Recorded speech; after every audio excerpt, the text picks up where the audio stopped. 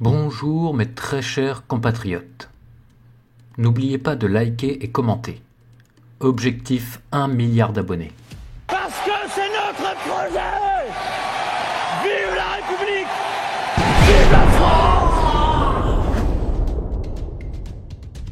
Depuis l'aube des temps, l'homme se bat.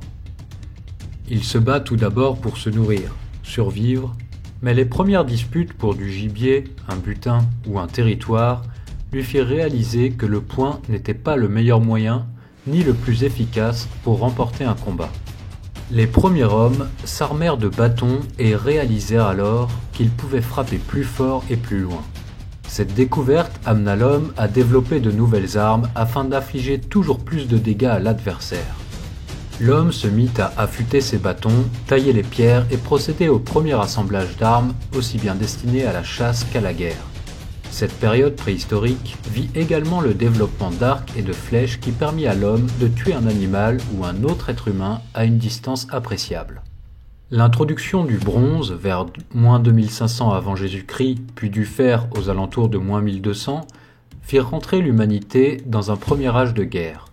L'efficacité de l'armement fut nettement améliorée et la domestication du cheval permit de développer une arme à la puissance jusqu'alors jamais égalée, le chariot de combat, présageant déjà l'apparition d'unités de cavalerie. Possédant à la fois le fer et les chariots, les Assyriens et les Égyptiens figurent parmi les premières civilisations à s'être dotées d'une véritable armée. Toujours à l'époque antique, l'évolution des technologies et de l'armement s'allia à l'élaboration de tactiques militaires plus raffinées.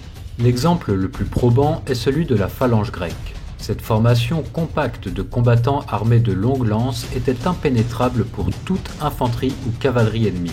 Cependant, si ce mur de soldats était capable de résister aux attaques frontales, les flancs de la formation étaient exposés et cette unité manquait de souplesse. Ainsi, les Romains développèrent des formations d'infanterie nettement plus manœuvrables, formées de légionnaires beaucoup plus polyvalents. Cette stratégie permit aux Romains de conquérir l'ensemble du bassin méditerranéen et de régner en maître pendant plusieurs siècles. Cependant, les Romains eurent du mal à s'adapter aux guerres beaucoup plus mobiles menées contre eux par des ennemis montés. En effet, la plus grande partie de l'armée romaine était constituée de lourds fantassins qui furent confrontés à des armées de cavaliers venus des pays de l'Est. Ainsi, à force de recevoir des coups, Rome vit son empire tomber à la fin du 5e siècle de notre ère. La fin de l'Antiquité et le début du Moyen Âge fut marqué par une très forte migration des peuples européens. Ce contexte de grande invasion vit les guerres devenir plus défensives. De nombreux châteaux et fortifications furent érigés. L'utilisation d'armes de jet devint beaucoup plus courante. Ainsi, les archers représentèrent rapidement une grande part des effectifs militaires. D'autre part, l'apparition d'arbalètes extrêmement puissantes changea radicalement la donne sur les champs de bataille, car il était désormais possible pour un soldat à pied d'abattre un adversaire monté, même si ce dernier était protégé d'une épaisse cotte de mailles. De ce fait, les cavaliers en armure régnant jusqu'alors sur les champs de bataille devinrent obsolètes. Un des plus tristes exemples de cette transition est la bataille d'Azincourt, où un grand nombre de chevaliers français tombèrent sous le déluge de flèches des archers anglais. L'autre élément qui commença à décourager tout cavalier d'avancer vers l'ennemi au grand galop est l'apparition de la pique. Combinaison entre la lance, le crochet et la hache, cette nouvelle arme permettait à l'infanterie d'accrocher le cavalier ennemi, de le faire tomber de cheval, puis de le tailler en morceaux ou de transpercer son armure. Comme le démontrèrent les Suisses à cette époque, une formation de fantassins disciplinés pouvait stopper une charge de cavalerie des plus agressives. C'est également au cours de la période médiévale que la poudre à canon pointa le bout de son nez. Malgré tout, son utilisation était peu répandue et son évolution lente. En 1453, Constantinople fut une des premières fortifications majeures à s'effondrer sous les coups de l'artillerie turque. Peu à peu, la pertinence d'ériger de hauts châteaux fut remise en cause au profit de fortifications plus basses, aux murs plus épais, afin de mieux résister au choc des boulets de canon. Tout comme l'arc et l'arbalète, l'arquebuse permit aux hommes de trait d'abattre des ennemis protégés par les meilleures armures. Le mousquet devint peu à peu une arme massivement utilisée dans l'infanterie, particulièrement vers le début du XVIIe siècle avec l'apparition de la baïonnette, fournissant aux soldats une arme à la fois offensive et défensive une fois le mousquet déchargé.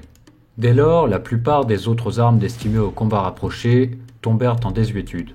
Les armes à poudre, fusils et pièces d'artillerie ne cessèrent de se perfectionner jusqu'au lendemain des guerres napoléoniennes. L'ère industrielle dans laquelle l'Europe entra alors vit l'apparition d'un nouveau type d'arme à feu, la mitrailleuse automatique. Ainsi, lorsqu'éclata la Première Guerre mondiale, la confrontation entre les armes modernes et les tactiques issues du siècle précédent fut terrible. L'offensive en rang serré face à un ennemi bien retranché équipé de mitrailleuses et de pièces d'artillerie à tir rapide ne s'avéra pas efficace du tout. Cette guerre vit alors l'apparition d'avions de combat, de l'utilisation de gaz mortels, de l'introduction du lance-flammes pour nettoyer des tranchées ennemies et de canons de calibre auparavant jamais vus, capables d'anéantir en quelques jours les plus solides fortifications jamais construites. Au sortir de la guerre, devant l'ampleur du carnage et des dévastations, il fut clair que les tactiques utilisées ne cadraient pas du tout avec les puissances de feu des armes modernes. De cette Première Guerre mondiale naquirent les idées d'armes encore plus destructrices et l'entre-deux-guerres fut une période sans précédent en termes d'innovation militaire.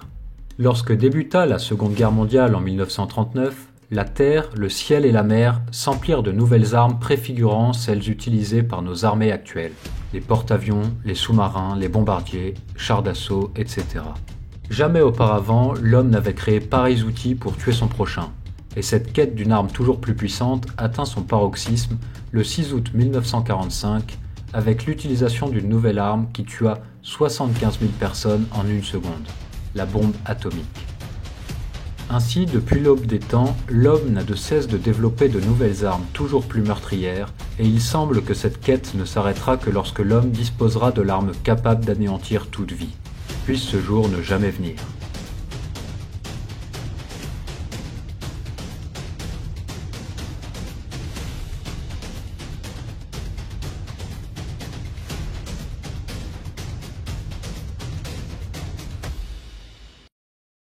Alors, ça t'a plu? Dis-moi ce que tu penses de tout ça dans les commentaires. N'hésite pas à t'abonner et à mettre un petit pouce bleu, ça fait toujours plaisir.